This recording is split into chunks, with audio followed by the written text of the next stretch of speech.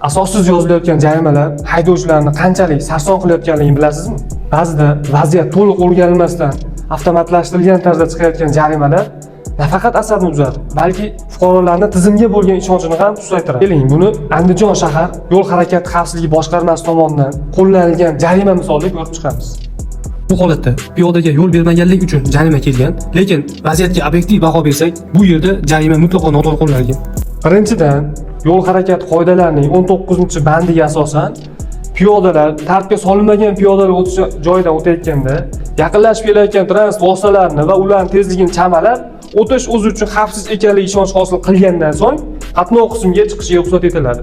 Qoidalar yoki jarimalar faqat haydovchilarga qo'llaniladi. Ikkinchidan, yo'l harakati qoidalari 91-bandi 8-xat boshiga asosan piyodalar o'tish joyiga yetmasdan 10 metr masofa ichida transport vositalarini to'xtash taqiqlanadi.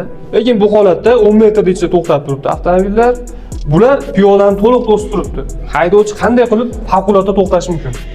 Uchinchidan, piyodalar o'tish joyini bildiruvchi zebra chiziqlari ko'rinmaydi, uzoqdan ko'rishning iloji yo'q. Yo'l belgisi ham daraxtlar to'sib turibdi, uzoqdan ko'rishning iloji yo'q.